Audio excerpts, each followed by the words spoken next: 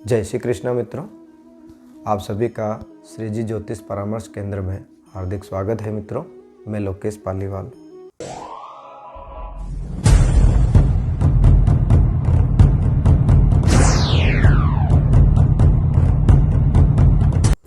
मित्रों, अभी चुनाव का समय है और इस चुनाव के समय में हम राजस्थान की बात करेंगे। राजस्थान में चुनाव 25 नवंबर को है और इसका परिणाम 3 दिसंबर को आने वाला है। 25 दिसंबर को मित्रों जब चुनाव होगा तब आपके सामने मैंने एक कुंडली बना रखी है। वह 25 नवंबर की है और नीचे जो मैंने एक छोटी कुंडली बना रखी है मित्रों, वह 3 दिसंबर की है। मित्रों, 25 नवंबर को जब चुनाव होंगे तब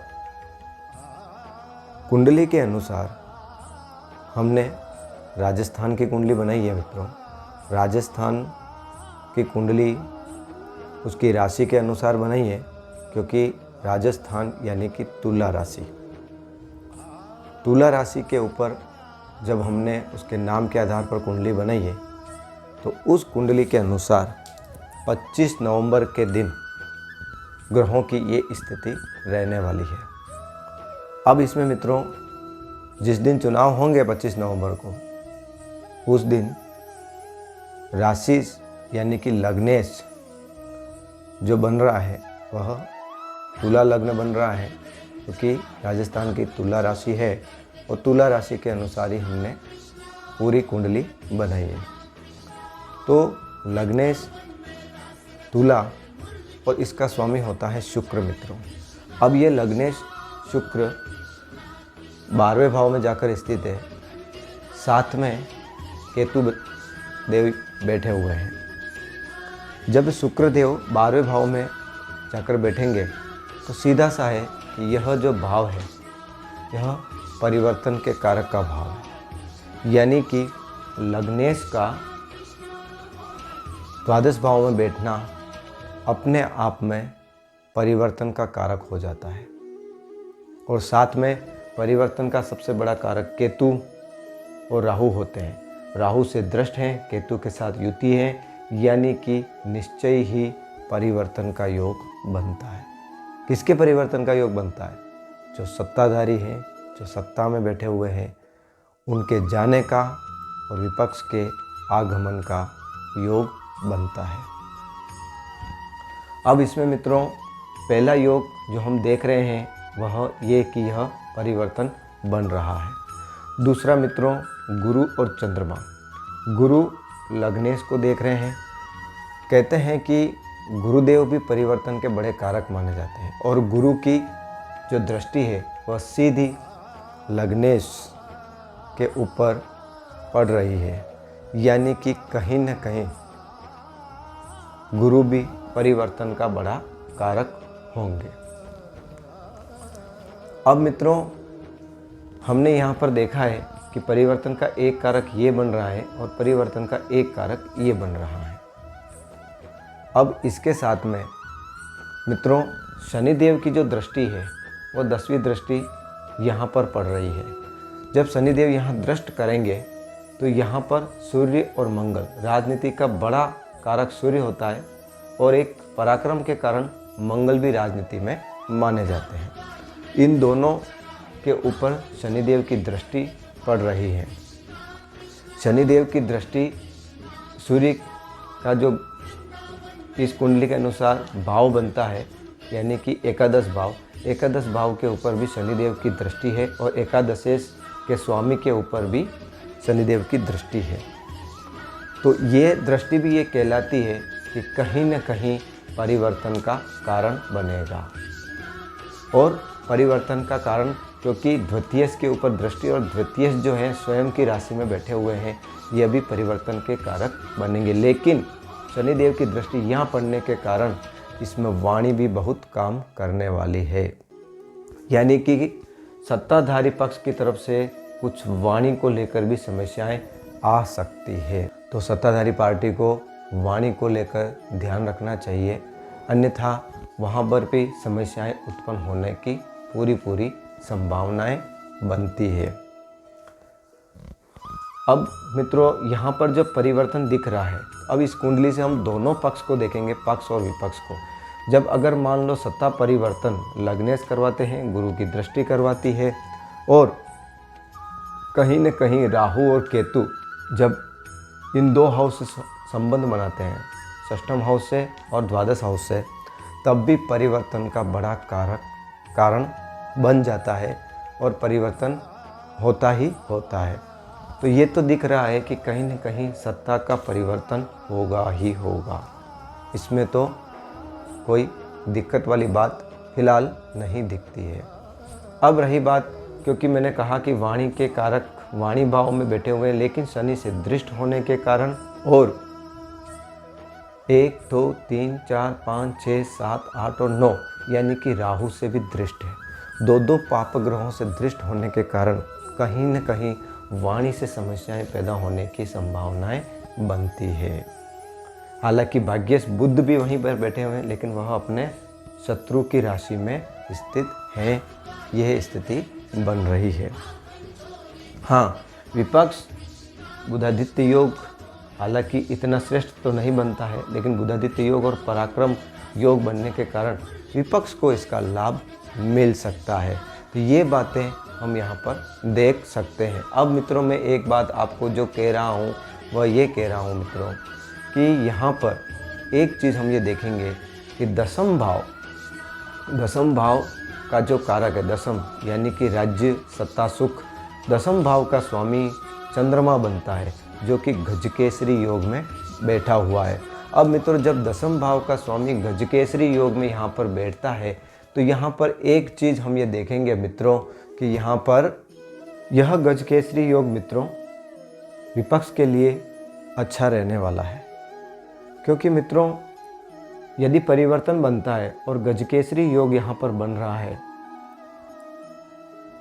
और यह गजकेसरी योग यहाँ से व्यक्तित्व को देख रहा है, तो इस कारण ये जरूर है कि चंद्रमा यहाँ पर मजबूत स्थिति में है, और दशमेश जब मजबूत स्थिति में बनते हैं, तो मैं ये कहूँगा कि विपक्ष यदि मजबूती से चले तो 120 प्लस सीट लाने का यहाँ पर गणित उनका अच्छा बन सकता है। और यदि विपक्ष यहाँ पर वाणी जो कि पक्ष की तरफ से कुछ गड़बड़ होने वाली है, अगर उसका पूरा फ़ायदा विपक्ष उठा ले, तो ये सीट प्लस जो मैं 120 प्लस बता रहा हूँ, हो सकता है कि वह 140 प्लस भी हो जाए।